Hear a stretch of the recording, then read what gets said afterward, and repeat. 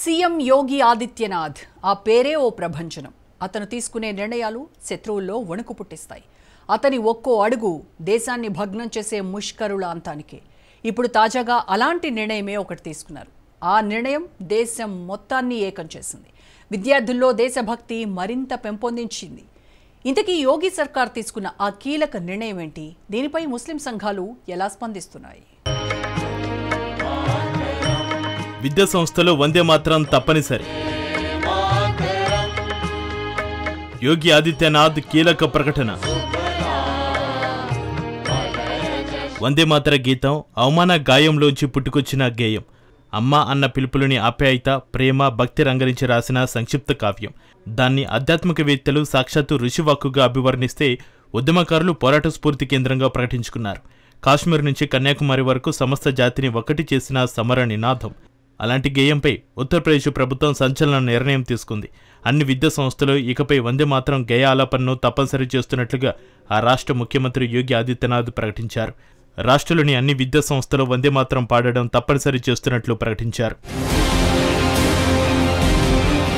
గోరఖ్పూర్లో ఏక్తాయాత్ర పేరుతో నిర్వహించిన సామూహిక వందే మాతరం గేయ ఆలాపన కార్యక్రమంలో ఆయన ఈ ప్రకటన చేశారు. విద్యా సంస్థలో జాతీయ గీతాలాపన చేయడం వల్ల విద్యార్థులు చిన్నప్పటి నుంచే దానిపై గౌరవం, దేశభక్తి ఏర్పడుతుంది అన్నారు. వందే మాతరంను వ్యతిరేకించేవారు దేశ ఐక్యత, సమగ్రతను అవమానించినట్టేనని ఈ సందర్భంగా యోగి అన్నారు.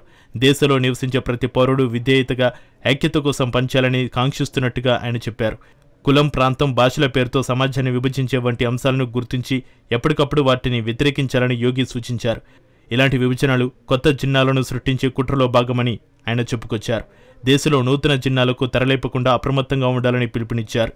उत्तर प्रदेश के हर विद्यालय में गायन इसका अनिवार्य करेंगे, हर शिक्षण संस्थान में इसका गायन अनिवार्य करवाएंगे, जिससे उत्तर प्रदेश के अंदर हर नागरिक के मन में भारत माता के प्रति, अपनी मातृभूमि के प्रति श्रद्धा और सम्मान का भाव जागरूक हो सके। और उसी भाव के साथ आज हम सब यहाँ पर आए हैं। आज के इस अवसर पर मैं एक बार फिर से गोरखपुर महानगर की इकाई को इस बात के लिए धन्यवाद दूंगा। స్వాతంత్ర ఉద్యమంలో కోట్ల మంది భారతీయులు స్ఫూర్తి నింపిన వందే మాతరం గేయానికి నవంబర్ 7తో 150 ఏళ్లు పూర్తయ్యాయి. ఈ సందర్భంగా ఏడాది పొడవునా కార్యక్రమాలు నిర్వహించాలని కేంద్ర ప్రభుత్వం నిర్ణయించింది. ఈ గేయాన్ని నవంబర్ 7, 1875న బంకించంద్ర చటర్జీ రచించారు. ఈ గేయం తొలిసారి చటర్జీ రాసిన ఆనంద్ మట్టి నవలలో ప్రచురితమైంది. వందే మాతరం నినాదాన్ని, గేయాన్ని వాయువేగంతోటి కాశ్మీర్ నుంచి కన్యాకుమారి దాకా తీసుకెళ్లారు బెంగాలీ విప్లవకారులు. వివిధ భాషల్లో కరపత్రాలుగా ముద్రించి పంపారు. అదే పేరుతో పత్రికలు నడిపారు. ఆ సాయుధ దళాల ముఖ్య నేత అరవింద్ ఘోష్ మొదటిసారిగా వందే మాతర గీతాన్ని ఇంగ్లీష్లోకి అనువదించారు. ఆ ప్రతి 1905, 1907 మధ్య దక్షిణాది భాషలన్నింటిలోకి తర్జుమా అయింది. 1906లో పాతేఫోన్స్ కంపెనీ దాన్ని గ్రామఫోన్ రికార్డుగా తీసుకొచ్చింది. మరో ఏడాది తర్వాత కానీ బ్రిటిష్ పాలకులు ఆ గేయ తీవ్రతను గ్రహించలేకపోయారు. 1905 అక్టోబర్ 16 ఆ రోజు శ్రావణ పౌర్ణమి, రక్షాబంధన్. ఆంగ్లేయులు బెంగాల్ విభజనని అమలు చేసిన రోజు. తెల్లవారి నిర్ణయానికి వ్యతిరేకంగా కోల్కతా ప్రజానీకం టౌన్ హాల్ దగ్గర పెద్ద ఎత్తున గుమ్ముకూడింది. ఆ సమావేశానికి ఠాగూర్ నేతృత్వం వహించారు. అమ్మాయిలు తమ సోదరులకి రక్షాబంధన్ కట్టే పద్ధతిని కాస్త మార్చి హిందూ ముస్లింలు ఒకరికొకరు రాఖీలు కట్టుకోవాలని పిలుపునిచ్చారు. ఆ సందర్భంగా దేశమాతని స్మరించుకునేలా వందే మాతరం గీతాన్ని ఆలపించారు. ఆయన్ని అనుసరిస్తూ వీధి వీధిన వందే మాతరం నినాదాలు చేశారు. చూస్తుండగానే అది మంత్రమైంది, మహోపదేశమైంది. ఢిల్లీలో నిర్వహించిన వందే మాతరం 150 ఏళ్ల స్మారకోత్సవంలో ప్రధాని మోడీ ప్రసంగించారు. వందే మాతరం ఈ పదాలు ఒక మంత్రం, ఒక శక్తి, ఒక కళ, ఒక సంకల్పం. వందే మాతరం ఈ పదాలు భారతమాత పట్ల భక్తి, భారతమాత పట్ల ఆరాధన. వందే మాతరం ఈ పదాలు మనల్ని చరిత్రలోకి తీసుకెళ్తాయి. అవి మన వర్తమానాన్ని కొత్త ఆత్మవిశ్వాసంతో నింపుతాయి. సాధించలేని సంకల్పం లేదని, భారతీయులు సాధించలేని లక్ష్యం లేదని, మన భవిష్యత్తుకు కొత్త ధైర్యాన్ని ఇస్తాయని ప్రధాని మోడీ అన్నారు. వందే మాతరం ఈ సామూహిక గానం అద్భుతమైన అనుభవం, నిజంగా వ్యక్తీకరణకు మించినది. చాలా స్వరాలు, ఒక లయ, ఒక స్వరం, ఒక భావోద్వేగం, ఒక థ్రిల్, ఒక ప్రవాహం, అంత పొందిక, అంత అలా.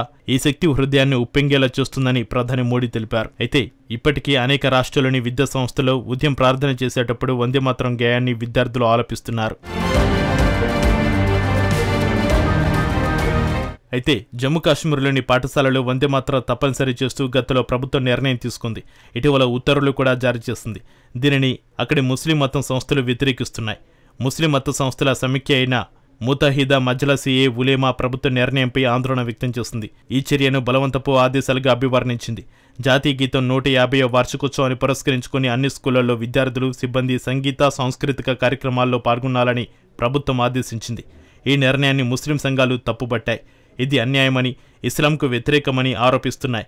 దీనిపై ముతహిదా మజ్లిస్-ఏ ఉలేమాకు నాయకత్వం వహిస్తున్న కాశ్మీరీ వేర్పాటువాద నాయకుడు మిర్వేజ్ ఉమర్ ఫరూక్ ఈ ఆర్డర్స్పై అభ్యంతరాలు వ్యక్తం చేశారు. ఇది ముస్లిం విద్యార్థులు, సంస్థలను వారి మత సూత్రాలకు వ్యతిరేకంగా వ్యవహరించేలా బలవంతం చేస్తుందని అన్నారు. ముస్లింలకు వందేమాతరం పాడడం అనుమతించబడదు అని ఎంఎంయు చెప్పింది. వందేమాతరం పాడడం లేదా పఠించడం ఇస్లాంకు విరుద్ధం. ఎందుకంటే అందులో అల్లాహ్ యొక్క సంపూర్ణ ఏకత్వంపై ప్రాథమిక ఇస్లామిక్ నమ్మకానికి విరుద్ధంగా భక్తి వ్యక్తీకరణలు ఉన్నాయని మిర్వేజ్ కార్యాలయం ఒక ట్వీట్లో తెలిపింది.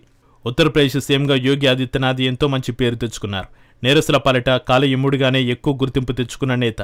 దేశ హిందూ వ్యతిరేక శక్తులపై ఆయన తీసుకునే కఠిన నిర్ణయాలు ఓ సంచలనం. ఆ ఉక్కు మనిషి ప్రశంసలకు పరవశులైపోరు. కఠిన నిర్ణయాలకు వెనుకాడరు.